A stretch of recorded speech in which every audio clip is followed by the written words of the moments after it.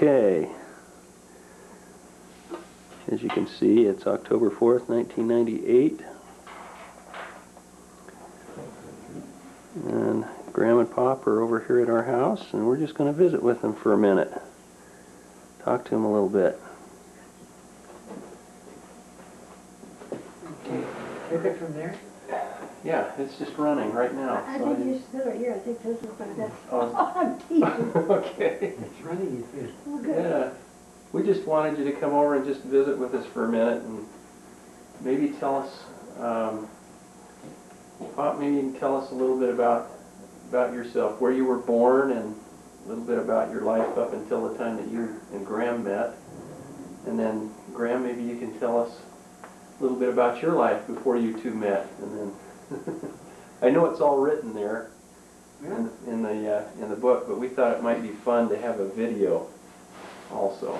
So just look up at the camera right here, Pop, and I was born in 1909, St. Paul, Minnesota.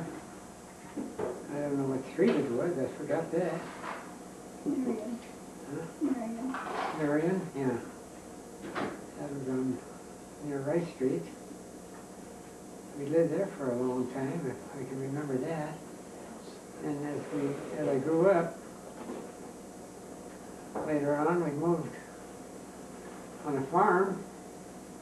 That was when I was about 13, 14 years old.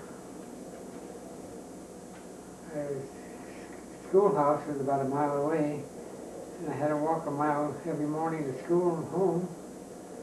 In wintertime it was pretty cold, and I had the responsibility to get there a little earlier at school. And we had a big round stove, and one corner of the school was just a country school.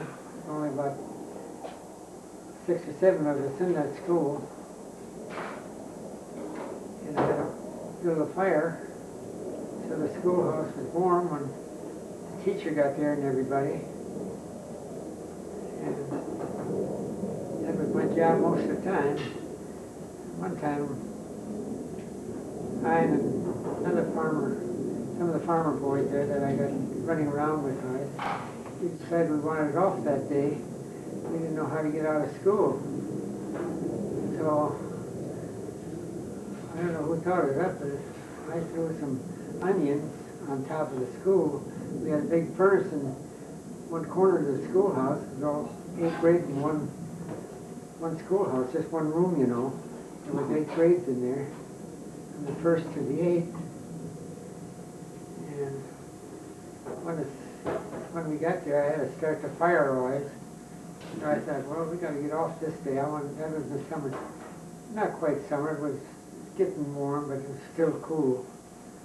We wanted to go out in the woods, you know, with the woods right by the schoolhouse. We'd go running around in the woods hunting, you know. And we didn't know how to get out, so what I did, I had some onion in my pocket. I threw it on top of the stove.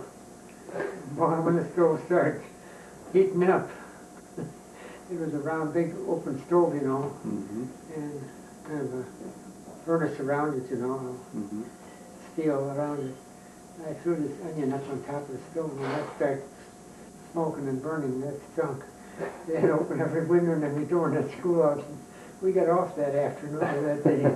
We didn't have school that day. That was my life in the schoolhouse. And I had to always walk to school and walk home. That was a mile every morning. Whether it's snow or not, we went.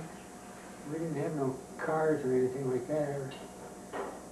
We didn't have any skis either for a while there. And then finally my dad made some skis out of the barrel slave, you know. So those are the kind of skis I started out with. That was my life as a schoolboy. What kind of work did you do, Pop, back then? Well, we were on a farm. And I had to get up and milk a couple cows in the morning before I could do anything else, before even breakfast was ready. And the breakfast was ready, and I milked 2 cows most of the time. Sometimes I strip one cow, you know. My dad milked them and then I'd strip them, you know. Mhm. But I got milking 2 cows always anyway. And I did that for all my lifetime while I was on a farm. And one day I decided I was going to go to town and look for a job.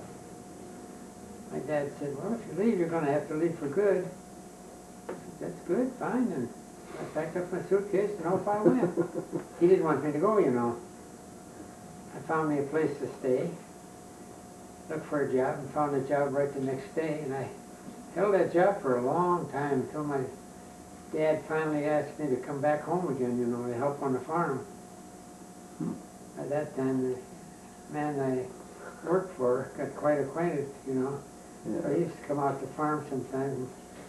My mother always loaded him up with vegetables so he could go home, you know. The fellow I used to work for, or work with, in the printing house. That was a printing house. And I learned a lot. I started out as an errand boy there. And I worked myself up to running a machine.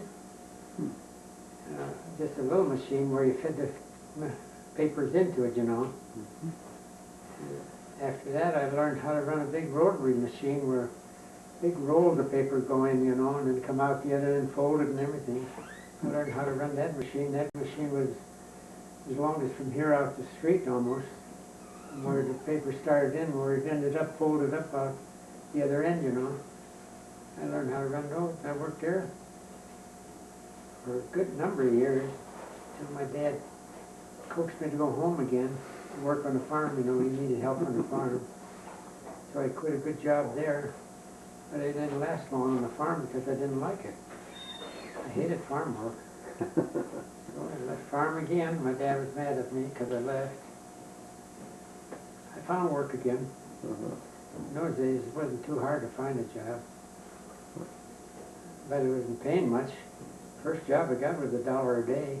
Wow. That was $1. Yeah. How old were you, Pop, when you left home, do you think? I think I was 17 or 18. Mm-hmm. I forget now. I know I might have been 17. Mm-hmm. Yeah. And was this in Minnesota then? Were you St. Paul. in St. Paul? And I didn't like that job. I held that job for quite a while, and then I went for Brown and Bigelow's. That was a big printing place where they printed the law books and everything, you know. Mm-hmm. So I got a job there. I stayed there for quite a while. Then I didn't like that. After, you know, a couple of years, my dad would always have me come home to work on the farm. So I finally left my job and went home again. But I didn't last long on the farm because I didn't like it. Every time I wanted to go downtown to a show, no, you can't go to a show, you can't do this, you can't do that. It could always work. That got tired of me, you know. So I just got up one morning, packed up my clothes, and Mother said, where are you going? I said, I'm leaving town. I'm going to town. If you go, you're going to have to stay. I said, that's right. So I packed my little suitcase I had and packed my clothes in there, and I walked down. I had to walk 3 miles to Square Car Line. Found me a place to stay that night. That was not too far away where she was working at the time. And my buddy and I used to chum around together, you know. And we went out to her store one time and we went in there, and I always been out there even if my buddy wasn't with me, I'd go in there and order malted milk. I'd get a really good malted milk because she made it. And I had my girlfriend along that time. I didn't get such a good malted milk. Oh, is that right? So we got acquainted. I got acquainted with her then. I asked her out one time, and she went with me. Here we are, still together. Yeah. Neat. Graham, how about you? Tell us where you were born and a little bit about your... Matt missed a whole lot of his story. He should have told you about when he was manager of the store. Oh, and yeah. He had a big job down at Aurora. And we had our own little store for 5 or 6 years. Yeah. When you were airway warden, and lots of things that you forgot to tell them. Well, that's okay. Let's just hear about your up until the time you met, and then talk about your lives together after that, where you lived and what you did and your experiences and things. Graham, just tell us where you were born and a little bit about living on the ranch in North Dakota and that. Well, I didn't live on a ranch in North Dakota. I lived on a farm in North Dakota. My father, many years later, lived on a ranch, but I never lived there. I was born in Dickinson, North Dakota, and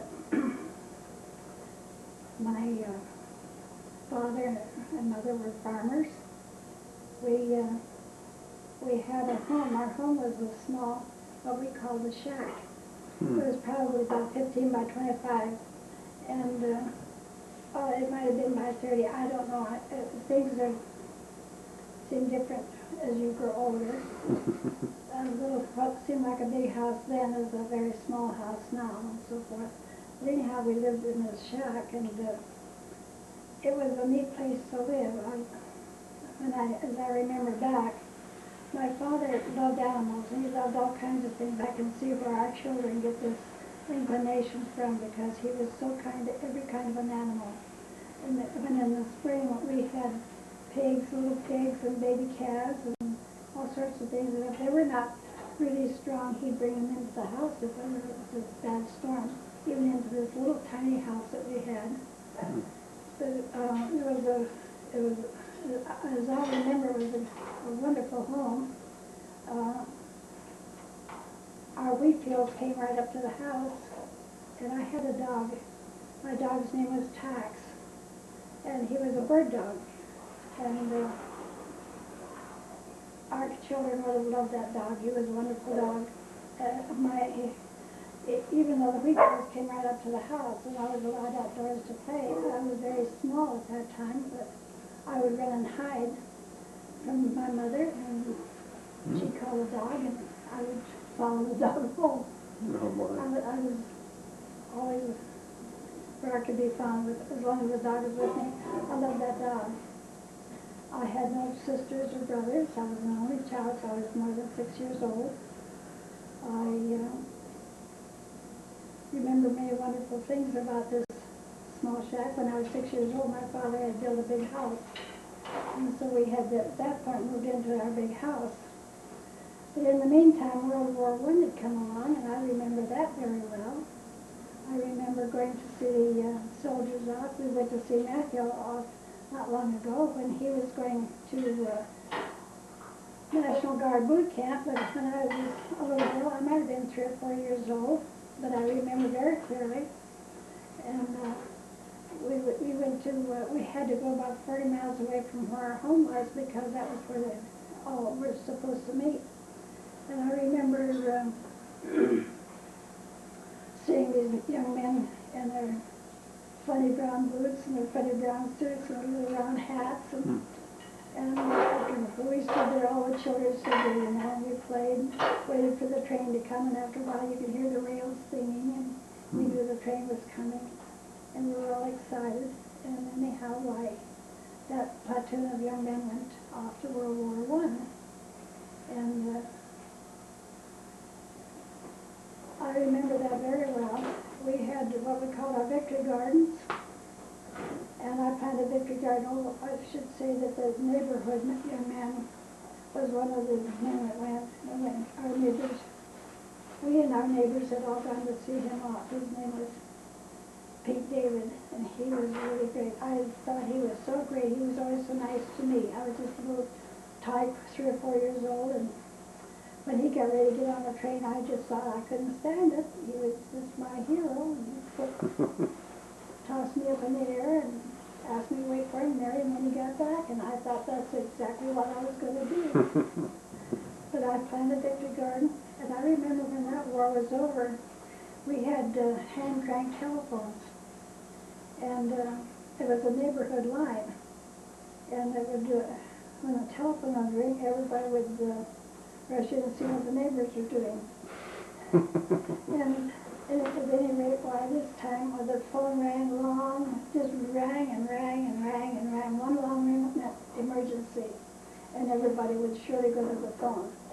But this time the telephone rang and rang and rang and rang, and my mother and I were out of doors. And I remember my mother running into the house, and I ran after her, and she picked up the phone and answered it, and I told her that the war was over, and World War I was over.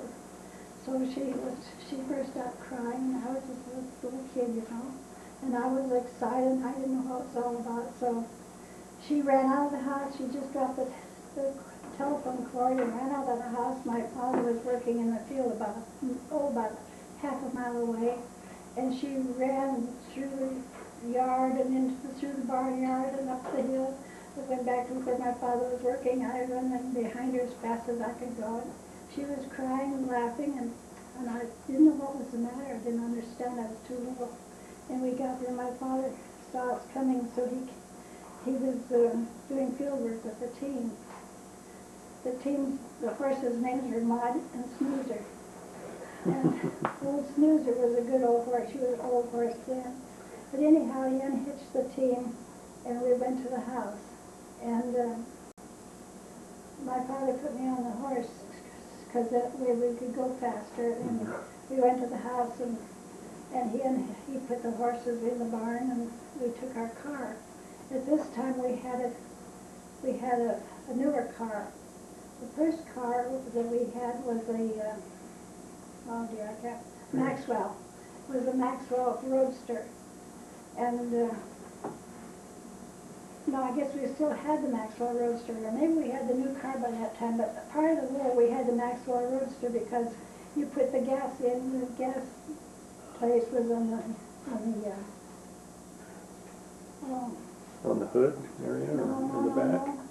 On the dashboard. On the dashboard. Yeah. Oh my. And we had gotten 100 pounds of sugar, and my mother, or 50 pounds of sugar, my mother had, because it was a roadster, my mother had put the sugar inside the car, and then I was sit on the seat beside her.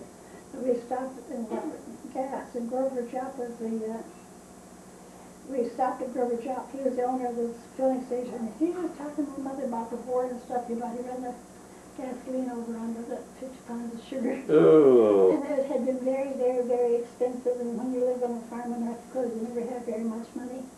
But that sugar, by this time we were living in the big house, and we had what we call the restroom upstairs with an unused bedroom, and my mother put sheets and sit down and put that sugar. I'll bet it was on that floor for a year, but never did get so we could use it. She tried to save it though. Yeah, she Wow. tried to save it. So anyhow, then we came in from the field. We went to Dickinson. I don't remember much more about that. Let's see. How old were you at that time? I was probably 3 or 4 years old. And 5 years old maybe. Elmer was not born yet. But that winter then that winter would be 1919. By this time I probably was 1918. I don't just remember. But anyhow, there was a terrible epidemic of flu. Many, many, many people died. Sometimes the whole household would die, and they would find the whole family dead in the house. Oh my. It was a terrible, terrible, terrible plague. And but there was a young man in our neighborhood. His name was Albert Mickey, and he went from house to house. He was probably about 18 or 19 years old. And he went to all the neighbors' houses to see that everybody was all right. And incidentally, he carried garlic and onions in his pocket, which he ate like apples. And he always did say that that's what kept him well, because he's in and out of these houses, and as he would go into these homes, he would bring you water and some food, and he would see that the stock had water and food. And I always thought he was a guardian angel. I loved that man. I was just a little girl, but I always admired him because, and the whole neighborhood did, because of how great he'd been when this epidemic had been going. My dog Tax was getting to be an older dog, and he had bad goiter. And I remember my father, our whole family was very ill and in bed. My father, my mother, myself. And by this time, my sister was born, so this could have been 1919. She was a baby. The old tax had a goiter, and my Uncle Bob got better. Why, my father had him come and take care of old tax, and I never saw him again. And I was just brokenhearted because I loved that dog. He'd been my only companion all these years. I didn't have other children to play with. See, we lived quite a distance from our neighbors, and so I was a very lonely child. I had no one to play with, except tax, which I loved. So that was World War I. Okay. Then, as I said, my father was a pig farmer, and we had big fields of grain. And in these years, it was hard. We had bad crops sometimes, and grasshoppers would get our grain, or cutworms would get our grain, or maybe we were just about ready to harvest, and along would come a hailstorm. So many times we would lose our entire year income in just a few minutes, or a day, or a night. But I remember that we were trying to do our harvesting by ourselves, so my father would cut the grain, my mother and myself, and would shock it, put it in the shocks. And is that where they bundle it up? Is that where it's bundled? And you stack it in shocks of dry. And then we would also work, we did our own threshing. But at this time, my father had his own threshing outfit. But I should tell Ashley before that, before we had our own, when I was maybe, let's see, I might have been 4 or 5 by this time. But I can remember we had a steam threshing machine. And all of the neighbors had pitched in to help buy it. And so when it came harvest time, why everybody would use this one threshing machine, and all the people from this farm would go to this farm, and the men would all work in the fields and put this grain through this threshing machine. And all the ladies would go to this farm and help cook dinner for all of these people, and all the kids would go to this farm where we'd fight and feud all day long. We just wonderful. Just like today. Just like today, it hasn't changed a bit. But I can remember hearing that steam engine whistle blow at 4 o'clock in the morning, calling all the farmers to, it's time to get up and get out. Wow. By the time they got their own chores done, then they had to be at that machine, and the wagons loaded. Every farmer took his own team and hay rack and loaded it and take it in the wagon. They'd have wagons haul the grain away. It was an interesting time, an exciting time. And that was one time my mother said that we needed to go home. Oh, if my mother needed to get something from home, she said something she was going to loan the lady where the farm we were at. So she and I went home, and we had I said a Maxwell car. It wasn't Maxwell, it was a Saxon Roadster. We went home in this car, and we found my dog. This was before my dog had been exterminated. We found old Tax very, very ill, and apparently he had been poisoned by something.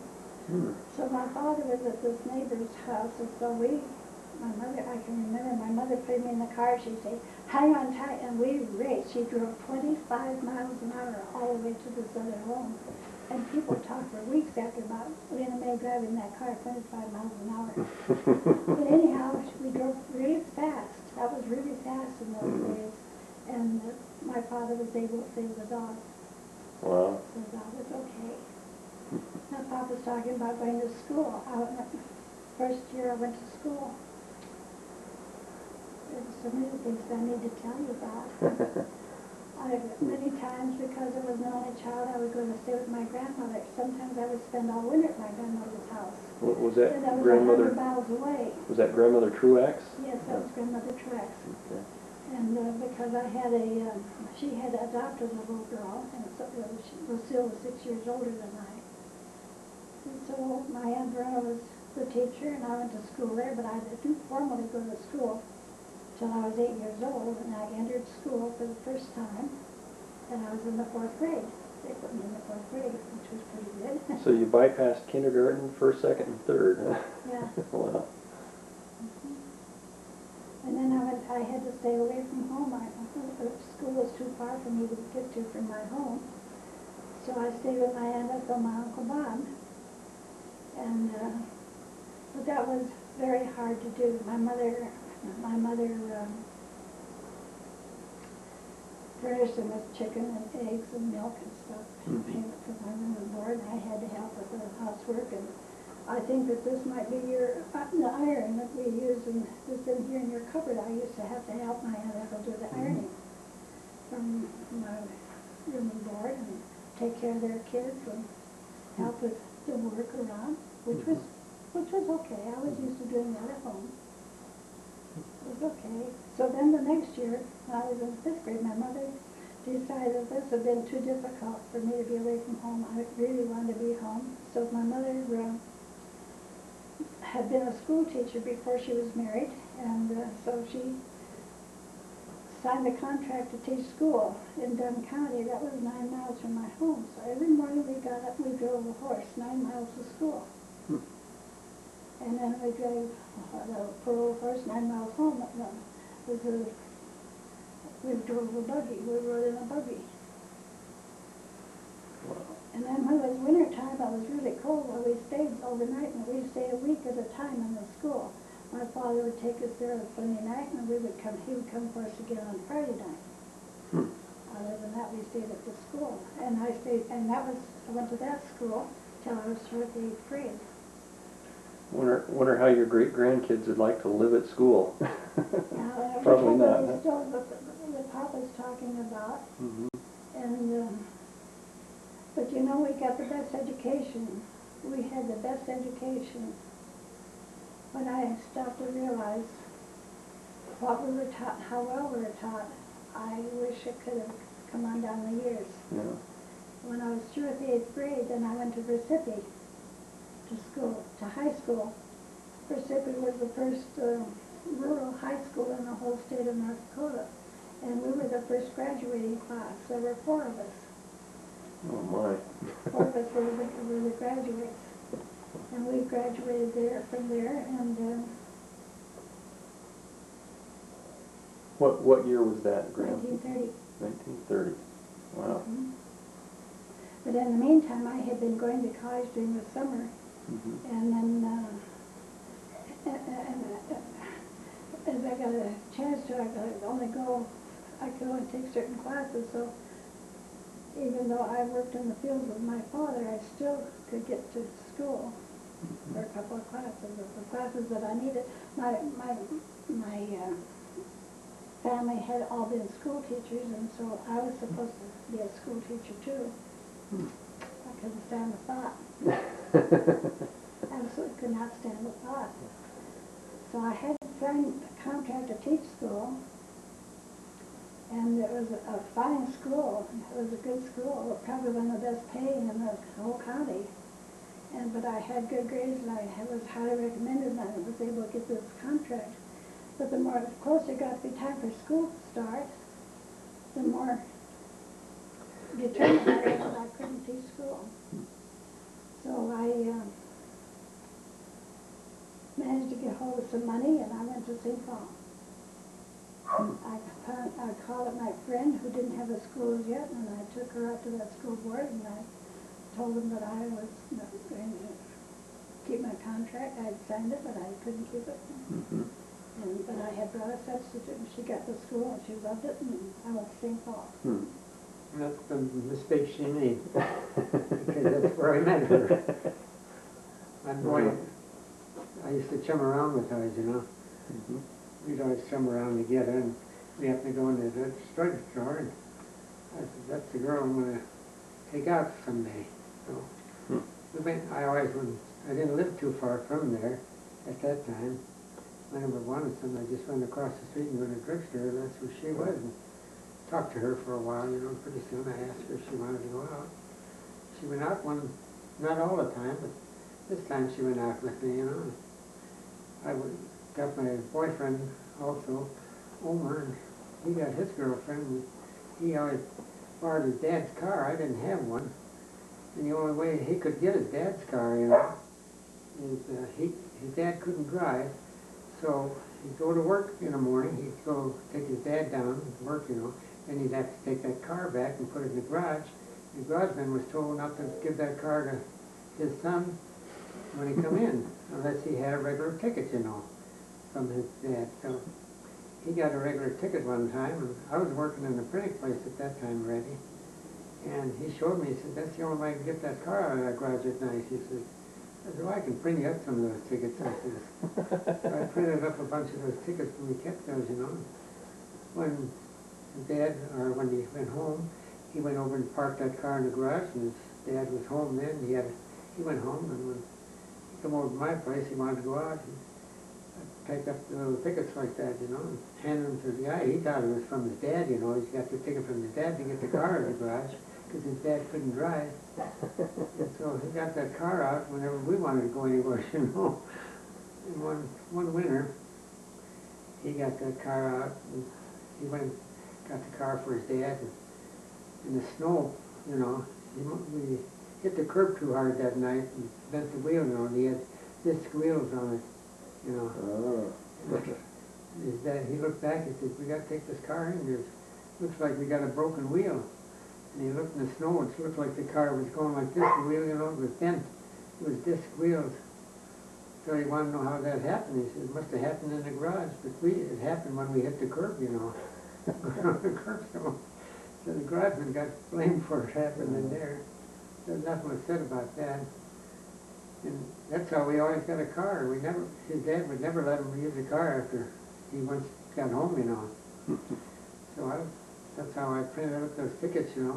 Whenever he had those tickets, the car guy, even at night, he'd let his kid have the car because his dad couldn't drive. He figured that was all right. He's got those tickets. So we always had a car to go chum around in, you know. One day we met her. That was the end of it. That was the end. Well, not, Huh? I said yes, but how this all, there was some more that I was going to say too. Okay, I got rid of the school and I went to St. Paul. Mm-hmm. And I got in there on Tuesday, and my uncle was pretty well known at a large department store. So I went to work on Friday, and this was in 1930, which was pretty good for those years. Mm-hmm. And anyhow, I worked my way up until I was manager of an area, and I enjoyed it, but it wasn't really what I wanted. So I remember one day I had to go to another floor to get some things for my department, and I got into the elevator, and there was a young man that got in the elevator, and it was Pop.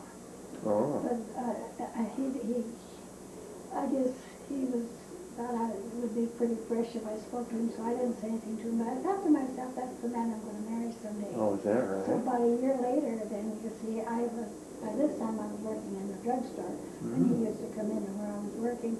And that drugstore job was the best job anybody ever had. Now, years before, when I was going to school in North Dakota, I had worked at Montgomery Ward. I was manager of the basement, which was household goods and tires and batteries and all sorts of things. And I was not as old as what I had told them that I was, but I had my job, and it was a good job for a girl. And then along came hard times,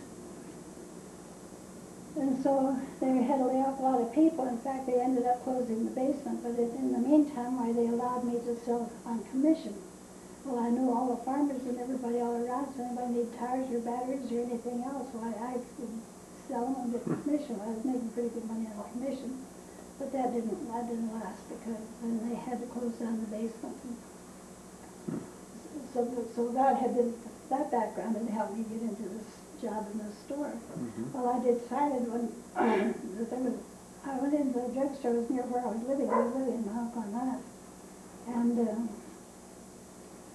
I went into this drugstore, and I had gotten to know them pretty well. And I talked to the manager, to Mr. Shady, and asked about a job, and he said sure. So I went to work for him. He paid me $14 a week, which was outstanding in those years. And on top of that, well, I put in my apprenticeship to be a pharmacist. I had my apprenticeship completed when we got married. But when Papa was talking about my going out with him, I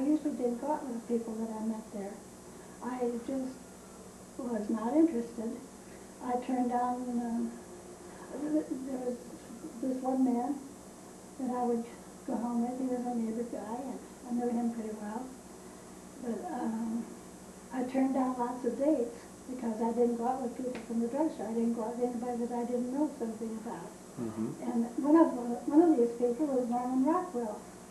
And I Is that said to right? my boss, I said, ask me for a date. You got anything about him? He said, oh, no, he's some kind of painter or something. He lives over here somewhere in St. Paul. So I never went out with him. So that was one of the dates I turned down. Wow.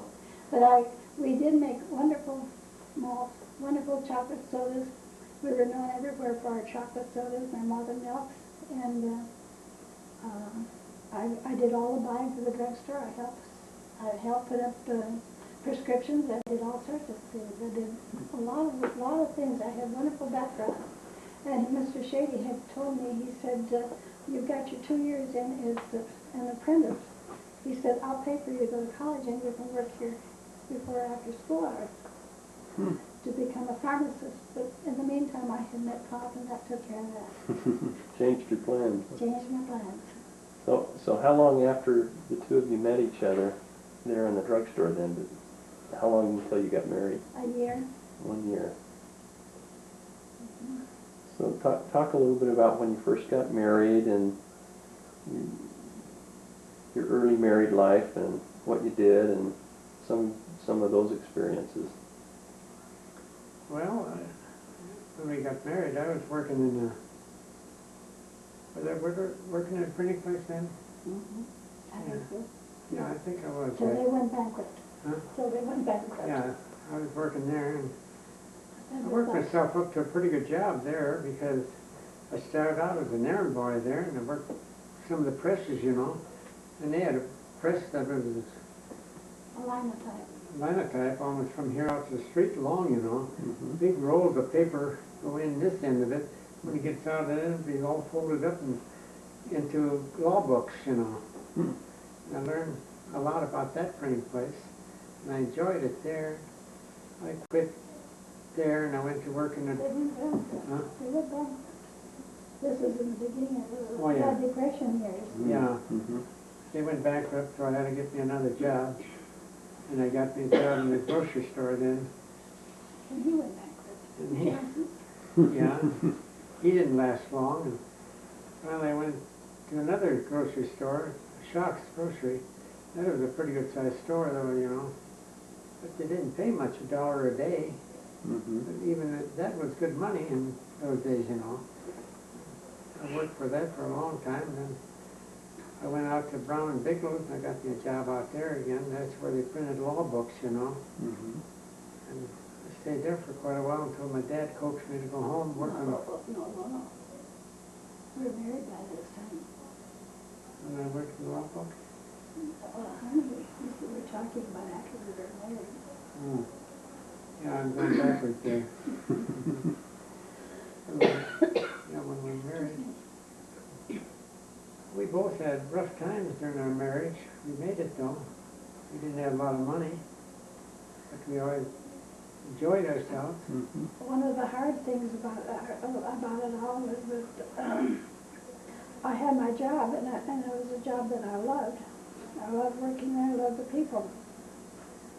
But you see, in those years, married women didn't work. Mm-hmm.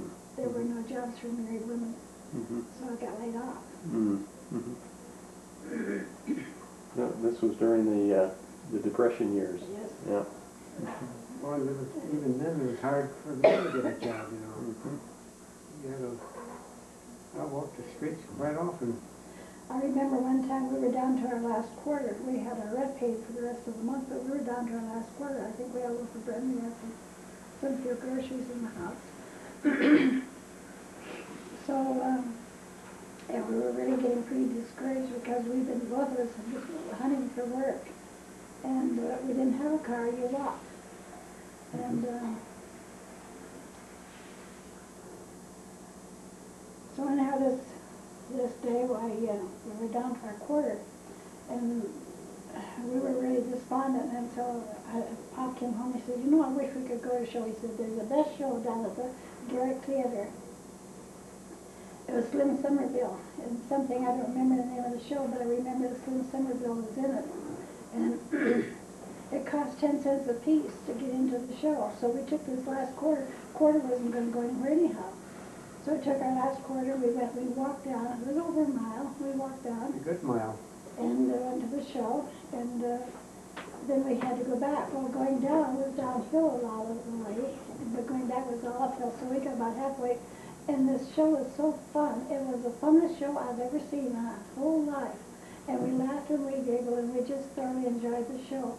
And going home, we got halfway up Selby Hill, and Selby Hill was a bugger we had to climb. So we got halfway up Selby Hill, and there was a drugstore there. Pop said, let's take this nickel and let's go and get a Coke. So we ordered a Coke, and we asked for 2 straws, and so we Shared Coke. we shared a Coke and just giggled and laughed all the way home. And so anyhow, that was a great lesson to me because it proved to me that attitude is very important in every phase of life. The next morning we got up happy because we'd been giggling and laughing and had such a good time the night before we went up. And even though we had paper in our shoes for soles, we both found a job that day. Wow. And so I knew that the attitude that had a big deal Made that to it. difference. And you found work That was again. when you went to work, I think, for Shock. Yeah, Shark's And I Country. worked for that drugstore out in Midway. We both had it work, but it wasn't a lot of money, but $1 a that day was a lot of money. How long after you were married before you moved to California? We moved to California in 1938, but in the meantime, we had moved to Rochester, Minnesota. And Pop had been working for F.W. Woolworth store. He was the manager of the warehouses, and he had done very well. And, excuse me, but he was manager of the warehouses at the F.W. Woolworth company. Trying to think what company that was. F.W. Woolworth. Oh yeah, F.W. Woolworth. And then, but Woolworth Pop, stores, you know, dime stores. when we had lived in North Dakota, I didn't tell you about that. You see, we had gone back to North Dakota. This is why you were married? You went back there? Yeah. Let's see. Coming up here, we've gone ahead too fast. It was in 1934. We went back to North Dakota. And And I stayed in St. Paul. yeah, well, this time you were a manager for the bar in the Lowry Hotel. Yeah, the Lion Hotel. Lowry Hotel. Yeah, the Lowry Hotel, which is a big, lovely hotel. And Pop had a pretty good job there, and we were able to raise some money, and my parents had not been able to come for our wedding. My parents were having hard times. And so anyhow, it was after I had left home, why they moved so much in there, I didn't tell you. They had moved to the Badlands. Oh. And the 10 Roosevelt Ranch was part of the land that my father lived on. It belonged to my father. I can't think of the name of that ranch now. But anyhow, they had not come for our wedding, so when we saved up some money, well, then we went back to North Dakota for him to meet my parents and for them to meet him and to get acquainted. And that was quite a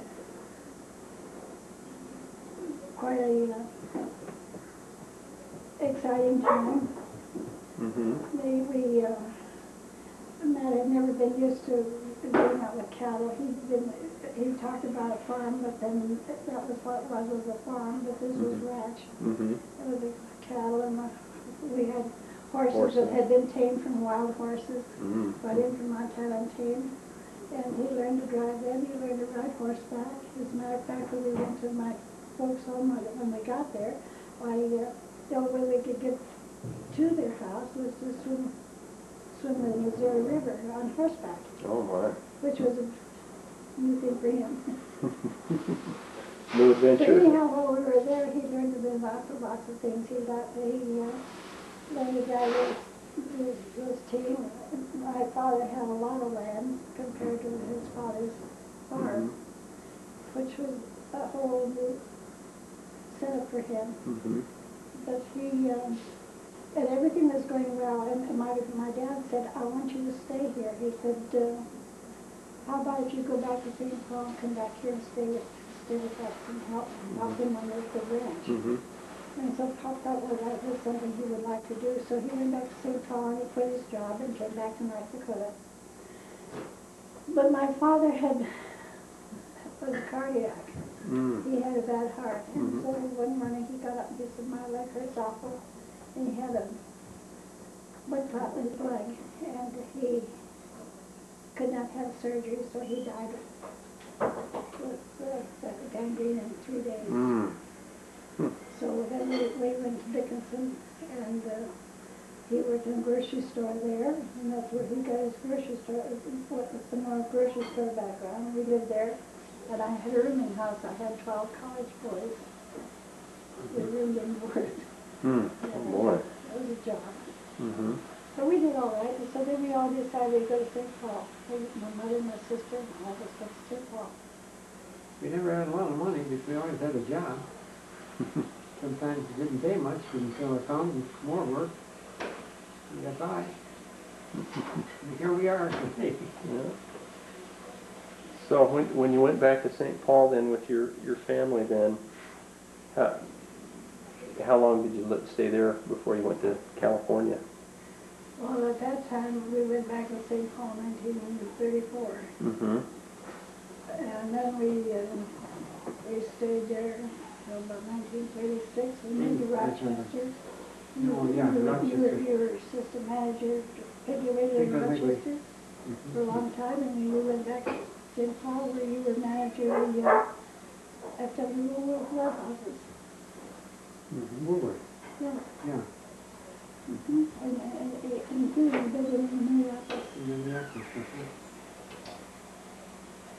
And then that was the year that we came to California. My mother had come to California in the meantime while we were in Rochester, and she had married a man that she had known years and years and years before my father had died, as I mentioned to you. And she married this man in California. He had worked with my grandfather many, many, many years earlier, and he and his wife is what my grandparents had taken his wife, this lady, who later became his first wife, into their home. She was an orphan child on a wagon train. And so they had taken her in, and so she was truly a part of our family, you know. And she had married Will, my stepfather, in those years, and then she had died, my father had died, but Will and my mother had continued writing, and so then he was in California, my mother was in Dickinson, Louisiana, and so they were married. She came to California, and then when they came to California, well, then they kept pestering us, please come to California, please come to California, we miss you. So we came to California. Didn't you load up your two little kids on the train and We loaded up our all your kids in the belongings? train, and Virginia was a month old when we got here to California. And we really had been going to drive, and then the weather was too bad, so we went on the train. We always had work though. I always found work somewhere. You always If I didn't, found work. she always found work. And I was always, we've done every kind of work there is, I think. From scrub floors to pick turkeys to... If I was out of a job, she had a job. If she was out of a job, I You always had found one, work. huh? We always had work though. So talk about when you first went to California, what your impression of California was, and you must have liked it because you stayed there a long, long time. Well, when we left St. Paul, we went out to tell his parents goodbye, and we had Margaret was a baby then. Virginia was a baby then. And we had Margaret and Virginia. And so it was snowing and blizzarding on that day, and when we got into San Diego, it was 80.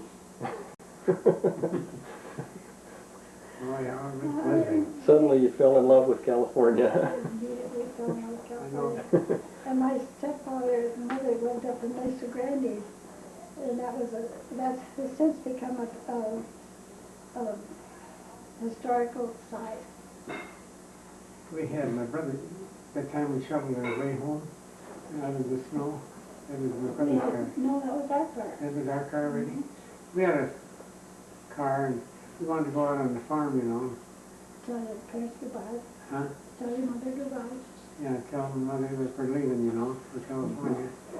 We had this car, old car, and in order to get out there, it was the winter time. Mm-hmm. Snow. See, I was in the front, I had to get out of the car. She drove the car. I had a shovel with me.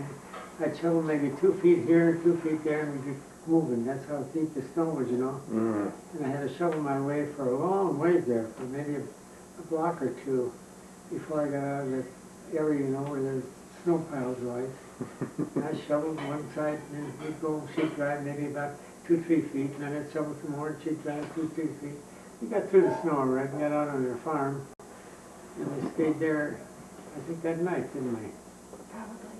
We must have stayed that night or a couple nights, till we could get the snowplow had come through, you know, so the mail could go through also. So snowplow come through, and when that come through, we went back to town. We never went back on the farm again for a long time. No, no, that was the last time Huh? we went. And then we went to California. Yeah, and then, that's right, then we went back to town, we told them we were going to California. My mother didn't want us to go to California. She thought that was too far away. I said, no, we're gonna go anyway. And I said, we're gonna get on the train. She come down, when we got on the train, she saw us off Mm. to California. Well, Grandma came to visit us 2 or 3 times in California. Yeah, oh yeah, And so did your dad. yeah, so did my dad. He come down, in fact, he stayed a couple of weeks down there, you know, when they did, you know, my dad come once in a while by himself. Mhm. He'd stay, and he'd always go at night or in the daytime when I was working. He decided to go uptown, you know. No, careful. And You don't want to tell that story, huh? anyway, he'd forget where he was, you know. So he'd always call me up or something and say, hey, your dad wants to find where he lives. So he had to stay home after I went to work all day. He'd get off on his, you know, I'd get out, he'd have to have his beer, you know, his glass of beer every day. He'd have to have that. He knew where the beer joint was, you know. Wasn't too far from where we lived. He had to go in there and get a glass of beer. He loved his beer, so he stayed with us for a while. And Lawrence, he come out to visit us for a while too, didn't he? Mhm. Several times. Several times. Until Fred came several times. Paul come out and visit us after they found out where we lived, you know, in California. But anyhow, we were in California, then we lived up at the ranch for about a year. And then we went, and then, well, I lived up at the ranch a couple of years, 2 or 3 years. Yeah. At the ranch a year, and then, I worked in the dairy. and then you worked at the dairy for a couple of years. And then we moved back into San Diego, and you went in, this was in 1939, I think. And you went to work for Safeway as an assistant manager. I got a good job right away at Safeway. Went in and asked for a job and hired me right off the bat. Wow. Those days were hard to get a job, you know. He was just looking for a man. So I went there and I stayed with Safeway for a long time. Until I got my own store, huh? And that didn't work out too good either. It's just too much work and not enough play. Mm. Work, boys. And I had a produce stand, and I had a pickup also, and I used to go way out in where they had a lot of fruit, you know, and I'd leave maybe about 3 o'clock in the morning, and I'd take Virginia along, with me. She was a little girl, and we'd load up my pickup, load the peaches, come in and sold them by the box worth, you know, whole box of them. Lug boxes. Safeway couldn't figure out how I could sell it. I was selling cheaper than they were, you know. And they were the cheapest in town, Safeway. And I was way underselling them. And I finally gave that up and went to work for Safeway. I had a pretty good job there for a long time. And I went in where'd we go from Safeway, honey? Well, you had your own, we had our own store after Safeway, Matt. Huh? We had our own store after Safeway. Oh, yeah, I got my own store at Safeway as manager. No. We bought our own produce market after Safeway. And then you had the produce market for about 6 years, and then you went to work at Roar, because I had already gone to work at Roar. Because her boss, I just come in where I had my store, you know, buy vegetables there. And she said, why don't you come out and work with Verna? No, I don't think so. Well, finally, I decided I'd go out and ask for a job anyway. And he gave me a job right away. And no time I got a badge, but it says assistant foreman or something like that, you know, on there. I had people working for me then by that time already. They couldn't figure out how I was getting ahead of some of those people who were there already. Her boss, you know. She gave me that job, I took it. And they couldn't do much about it. Pays to know people sometimes, huh? Yeah, it sure did at that time. And I worked there for a long time. Well, Graham, tell us about your job at Roar. How did you get that job? How did I get that job? Well, during the war, I had worked at Western Union, where I had top secrecy because I was the person who relayed the weather reports from the coast to all the armed bases in the United States. And so it was a good job. But I Was that telegraph operator? yeah, Operating I the did telegraph? that. Okay. But also, I worked from midnight till morning because my babies were little, and I had a husband that was working, and so I had to be home in the daytime, and I had to be home in the evening. So I put the kids to bed, and put everybody to bed, and then I'd go to work, and I'd get home in the morning, get breakfast, and get everybody up. It worked out pretty good. Get the kids off to school, and then I'd catch what sleep I could. But anyhow, I had this, it was a wonderful job, a job that I liked. But then, let's see, what do we want to leave out here? So then I worked at that, and then I worked as a butcherette. I'm a full-fledged butcherette. I'm a full-fledged grocery checker. I have my union retirement card to prove it. And then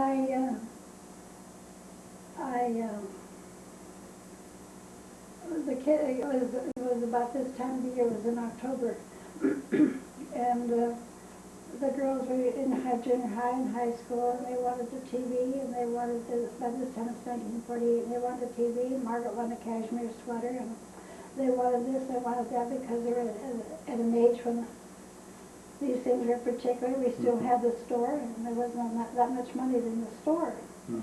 Because by this time the big stores were starting up, and it was hard for a mom and pop store to make a go of it.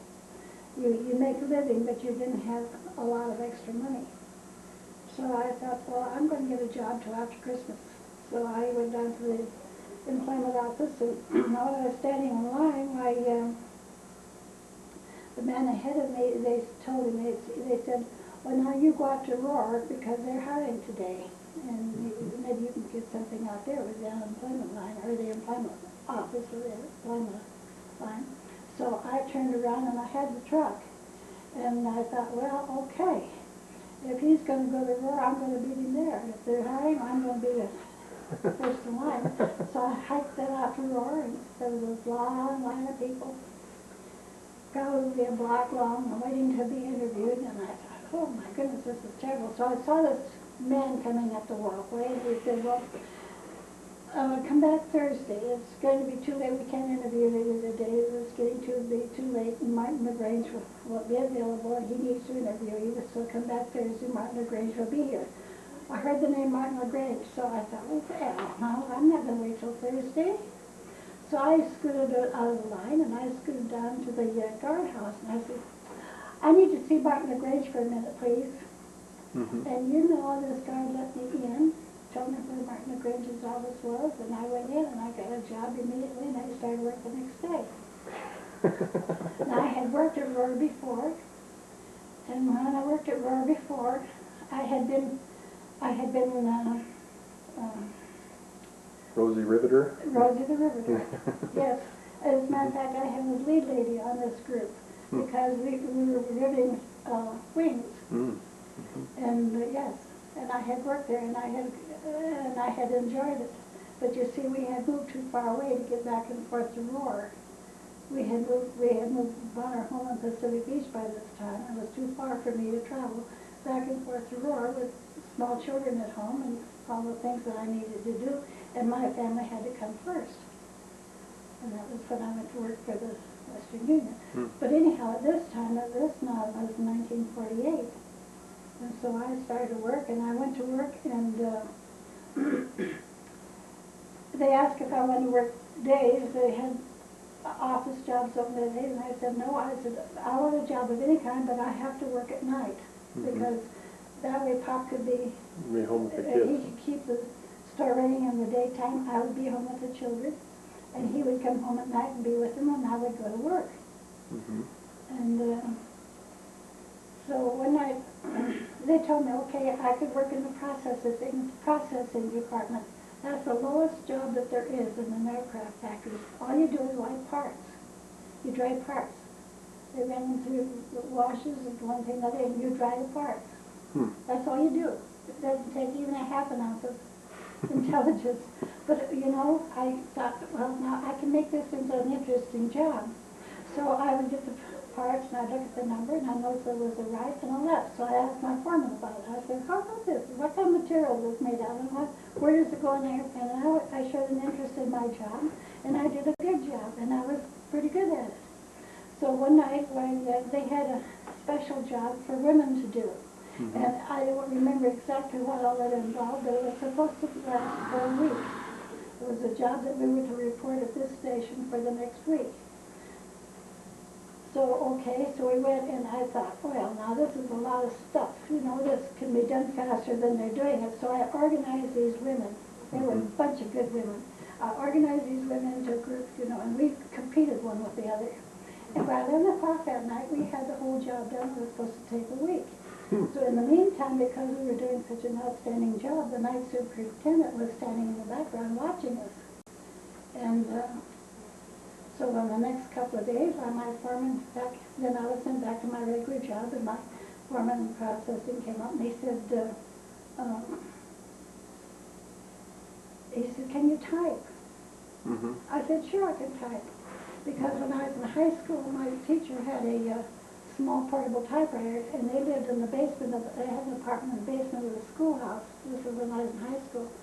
And so he let me use his little portable typewriter to teach myself how to type. So I was able to say, yes, I can type. So that's all was said.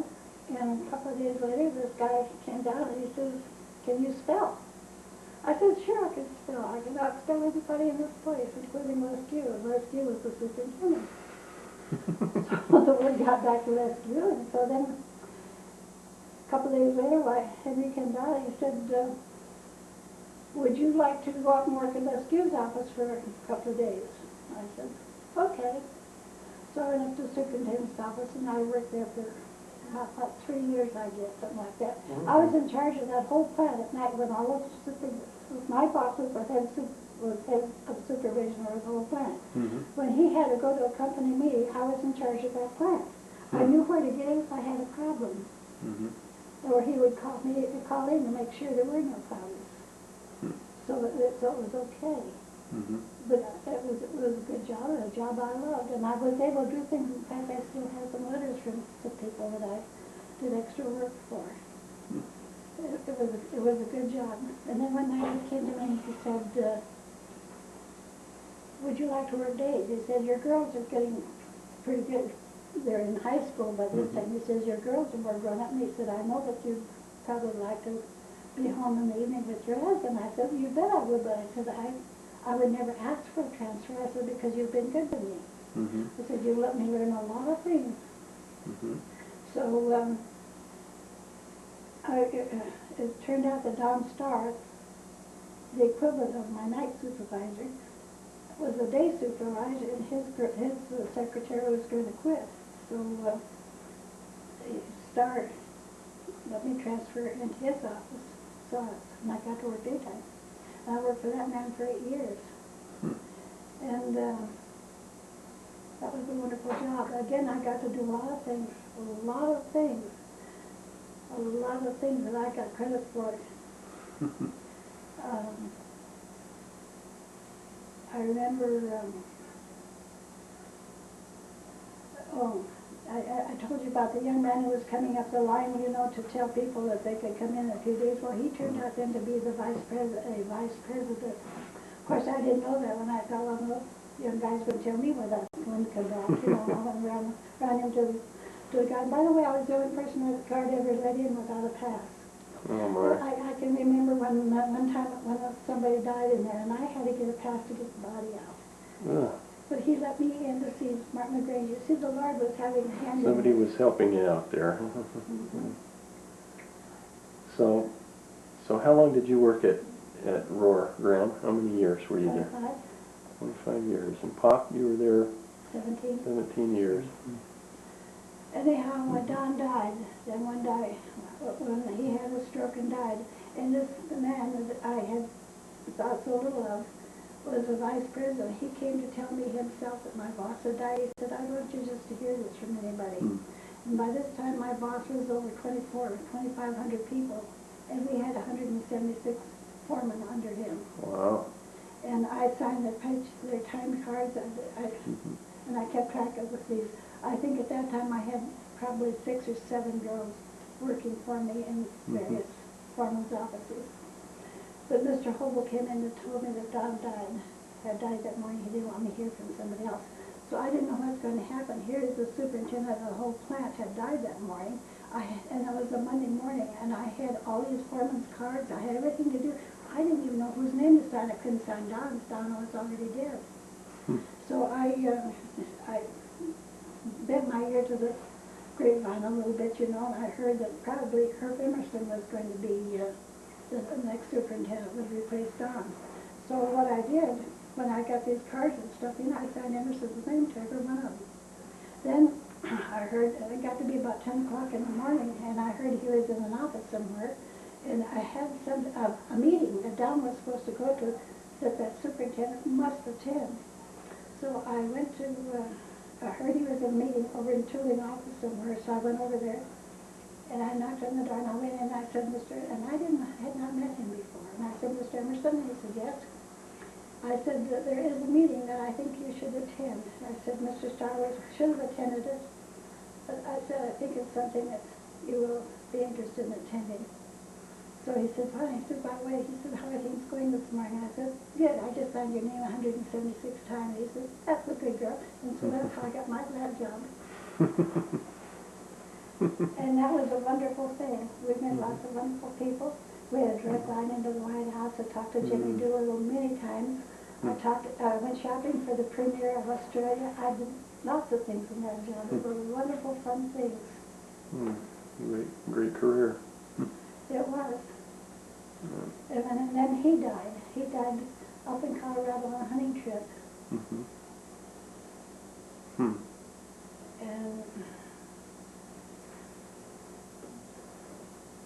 it was a wonderful trip. Yeah, good place to work for both of you. So then, I had a job. yeah. So then, when you retired from there, you both retired in what? Pop retired first with medical. Didn't he have a back problem or something, or? What I had? Yes, he had been out for a year, and then he had a disintegration of the disc in his spine, and he couldn't work anymore. So in 1967 he retired, but I kept on working until 1973. 6 more years. So tell us. 1972. 72. Tell us about when you paid your house off. That's kind of a fun story. I remember you talking about How that. did that happen? How did that happen? What, didn't one of you try to surprise the other, and the other tried to surprise the other, or something? We had our home on 31st Street, and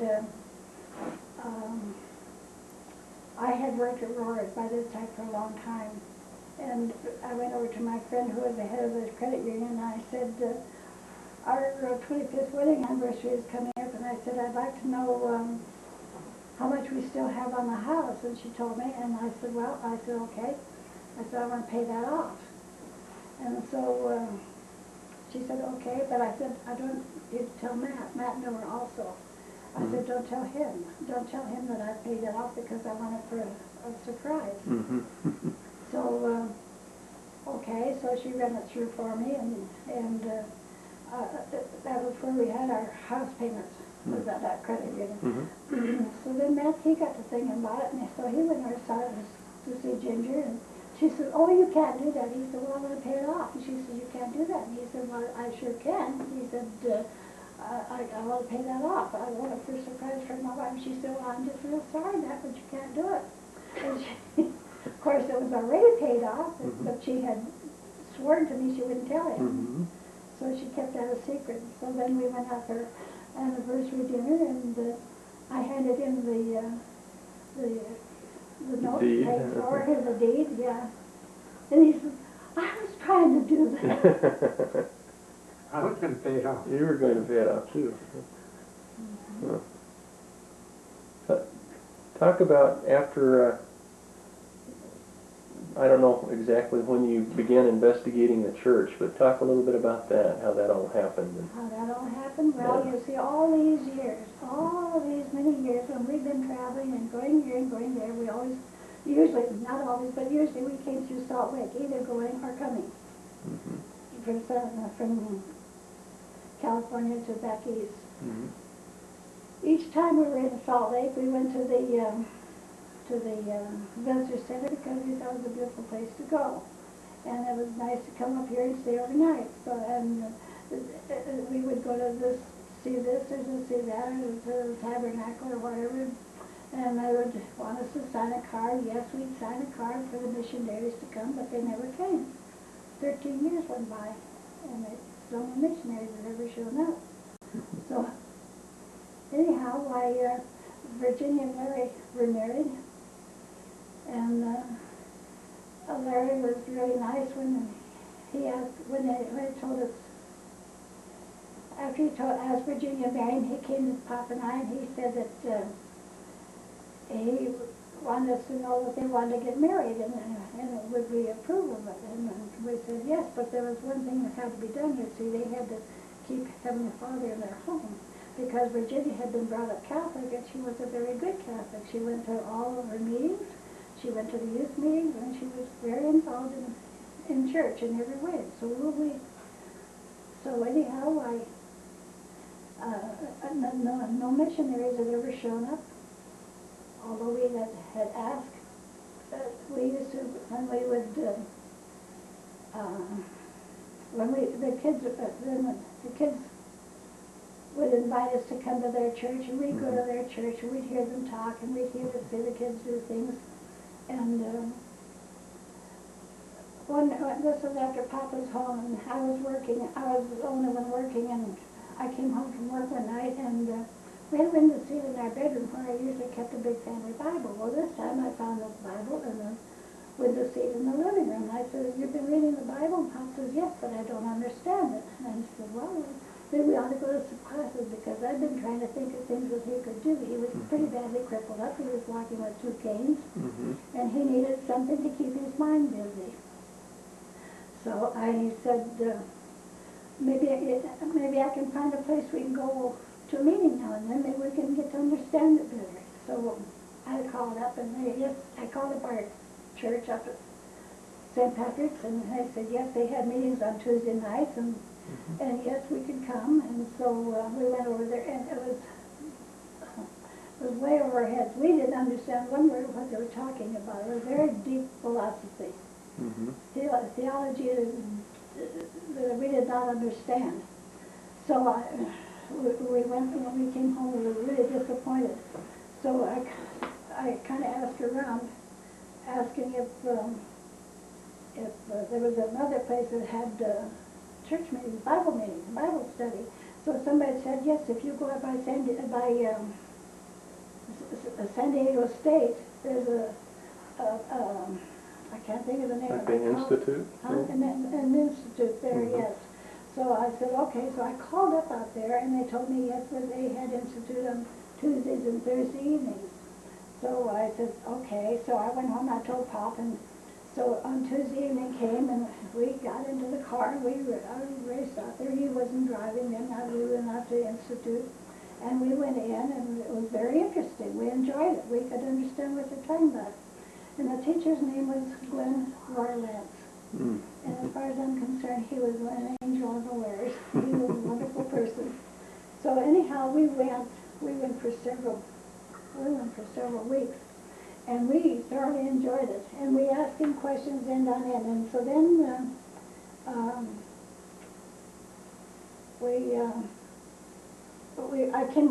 I was still working, and I'd come home from work, and I'd put Pop in the car, get some supper, and put Pop in the car, and away we'd go. But this evening I came home from work, and there were two young men. There was a car there, and there was a man and a young man. Brother Minor was there, and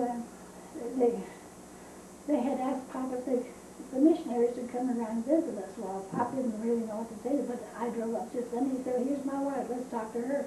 Well, we'd been going to Institute for quite a while by this time. So the young man wanted to know if they could come around. I said, sure.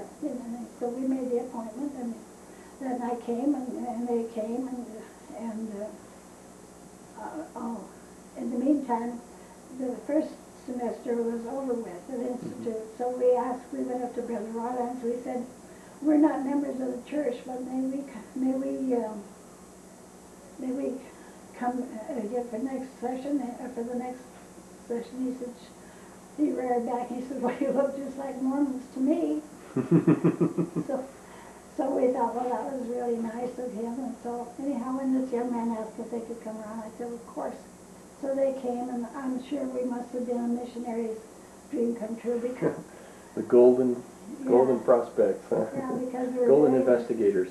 we were very interested in what he had to say, and we were having all this instruction at the Institute.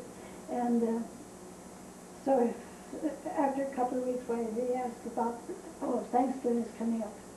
By this time, this is in October, I guess it was sometime like that. And so I've been smoking with a cane then. 2 canes. 2 canes, too. But anyhow, they said, would we like to be baptized? We said, oh, sure. You know, but we're going to wait till Thanksgiving time. Well, why did we want to wait for Thanksgiving? Because our daughter and son-in-law were coming down for Thanksgiving, and we wanted them to be there, and we wanted our son-in-law to baptize us. Well, now, we had not told the kids anything about this, and this had been over a year now. They didn't know anything about going to Institute? No word. And we'd been going to church. I already had a job at church, even though we're not members. You know, I was Night Relief Society secretary, even though we were not members. They had given me an assignment. A calling, huh? So anyhow,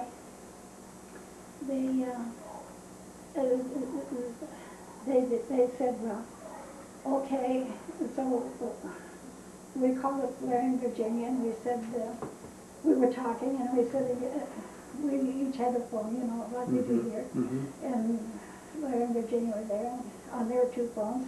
And we said, you coming down home for Thanksgiving for sure? Yeah, we're coming, but we have to go home Friday. But we're going to come down Wednesday, but we got to go home Friday. Well, we had told, we wanted to be baptized on Saturday. And so they had hemmed and hawed and had all kinds of excuses, you know, why they couldn't stay overnight. So was it they were going to go home Friday, or was it they were going home Thursday? Something like that. So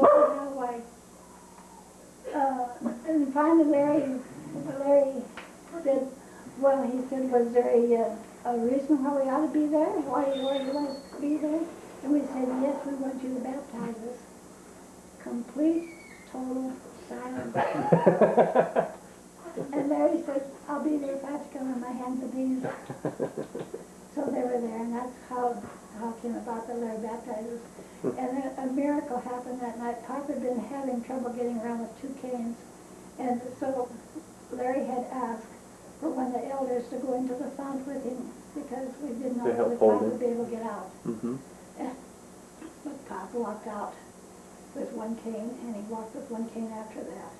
My goodness. Until one morning the bishop announced in church, it was good morning, it was church Sunday school or something, I don't remember, it was before block system came in, and he said, Brother Lehner will give the opening prayer. Well, Brother Lehner didn't know. Brother Lehner had never done this before. So Brother Lehner got up and walked to the pulpit without the use of any canes. Oh my. Yes. Wow. Incredible.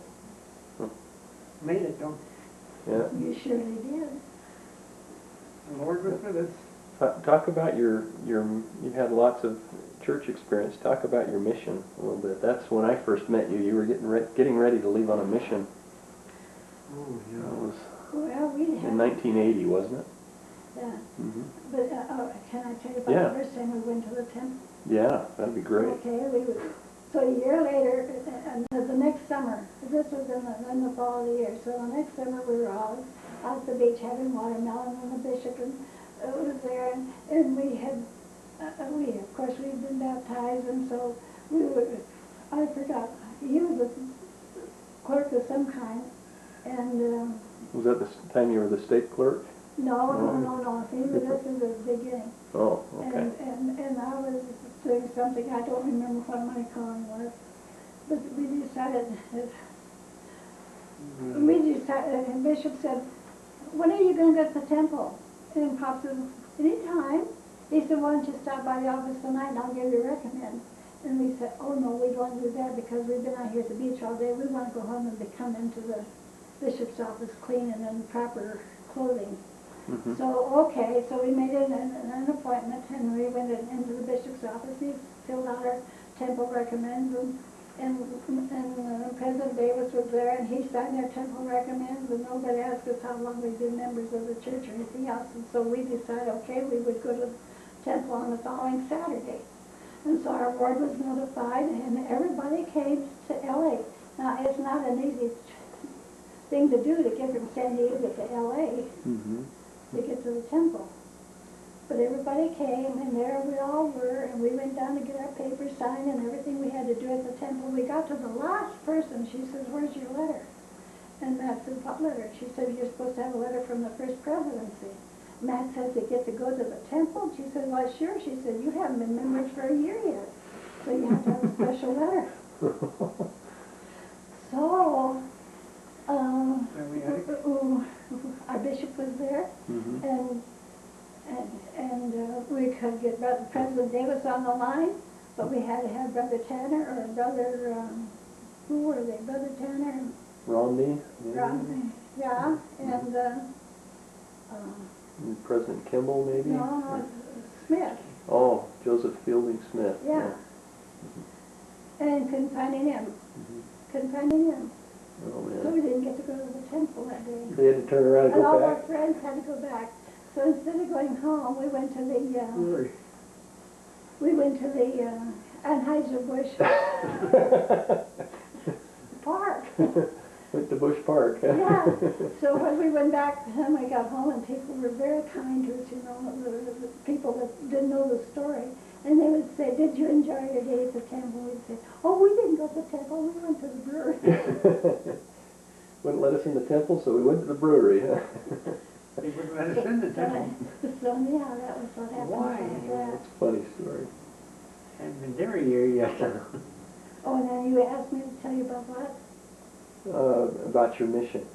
Oh, about the mission. That's Oh, jumping ahead quite a ways. yeah, well, in the meantime, before we went on our mission, Pop had been executive secretary for 5 bishops. I Boy. had been Relief Society president. I had taught gospel doctrine class for a couple of years. Mhm. I had taught culture refinement for a couple of years. And Pop had been, at this point, he was stake clerk, Mhm. and he had been set apart as the Wasn't he the kind of the stand-in high council member or yeah, something? temporary, a permanent temporary high council person, because the other clerk couldn't be there, the other wing couldn't be there. He was the one that was supposed to be there for meetings. Meetings and things. I had to attend all the meetings then, you know. So Matt had to attend all the meetings, so he got set apart from that. And he'd been, let's see, you'd been Elders Quorum second first and second counselor. Yeah, first and second counselor. I've been both of them already. So I don't remember what other callings we'd had at this time. Wow. And I had been working in genealogy a whole lot. I worked in the San Diego Regional Library, and I worked in Escondido. And for a long time, they couldn't, you know, when all the fellows get together, you know, and hold a meeting, they didn't have one to take the minutes, you know. Mm-hmm. So they called me in, and I had to be a high priest group leader, or a high priest then by that time. You were a high priest. I mean, I was a high priest, but I couldn't go to their meetings, you know. So the fellow that went to the meeting, he was sick, he couldn't come. So they set me apart for that, that night. And I could go all to their meetings then, you know, and take minutes of their meetings. But And all the high councilmen get together, you know. But to get back to when we went on our mission, we had joined the choir, and I think that was one of the greatest blessings we ever had. We had the nicest lady who was our choir director, but there weren't very many people that were willing to attend. It was time for you to go. No, I'm just watching the tape, making sure we got tape here. And So so anyhow, and that was interesting. We got to sing for Spencer W. Kimball when he came to Southern California. Oh, That was wow. a highlight of my life. But anyhow, when it came time to go on our mission, we were singing in the choir because she didn't have very many people in the choir, and so we told her we couldn't sing, but we were warm bodies and we'd always be there, so we were always there. And but we had to be there at 6 o'clock in the morning for choir practice. Pretty Wow. early to get out of bed and go sing. But anyhow, while we were sitting there, and the Pop at this time had a state job, so the present bishop's executive secretary tapped us on the shoulder and said, Bishop would like to see us in his office. So we went into the office and he asked us, Yes. go ahead. You want to go on a mission? I said, well, you gotta ask my wife too. And that's when I went out to get her, you know. Bishop wants to talk to you. We both went in there. Sure, we can go on a mission. Or Tennessee. No, we didn't tell him that. No, we'll go on a mission, we said. Sure. He said we thought he'd never ask. Huh? We thought he'd never ask. Yeah, that you never asked. It's fine. And So that afternoon we went to church, and then after meetings were over, we tore to L.A. to tell the kids. Oh. It was really exciting to us. So we got to go on a mission. But anyhow, that was a busy summer for us because we were called to go on a mission. And Did you sell your home that summer too? we sold our home that summer. We sold our home. It was my 50th anniversary, high school anniversary. And it was all sorts of things. And then our stake president that asked us to represent the stake at the World Conference on Records. So we had to go to Salt Lake. It was really an exciting, busy A whirlwind summer. summer. Yes, it was. So I didn't get to go to my high school anniversary party, but we did get to do all the other things, and we got to go to Tennessee. We were in Salt Lake at the time we got our letter at home, but my sister we asked my sister to open the letter and call us. So she called us and told us where we were going to go, and that was exciting for us. And so we went home and we packed our things, and we'd had our home for sale. Matt didn't want to leave it empty, neither did I really. So we had offered it for sale, and then we had decided we hadn't sold, so what we'd do is just lock it up and let my sister, who lived just down the street, to watch over it. Well, that afternoon, as the people came to pack, they were packing us and loading the trucks and loading our car and just busy as all get out. And the man knocked on the door and he said, "Is your coat still for sale?" We said, "Yes." He said, "Are you still asking the same price?" And we said, "Yes." He said, "I have a check for you." So so we said, "Okay." So he said, "You got your car partly loaded." He said, "I'll take mine. You drive drive your husband up to the bank and you can cash the check and make sure it's good and enter it in your account. So we did, and it was good, and it was put into our account. And Just like mind that, you, this was at noon or afternoon when he came up. But we were able, because we lived in the smaller park, we were able to get hold of the man who read the light and gas meters, and we were able to pay him. We got hold of the telephone company and got our telephone disconnected. We got the insurance on our home transferred to the new owner. Wow. All these things were done. At 5 o'clock, we pulled out of Escondido, loaded. Our car loaded. The truck had gone on ahead. Our car was loaded, and we pulled out of Escondido at 5 o'clock that evening, and everything was done. Wow.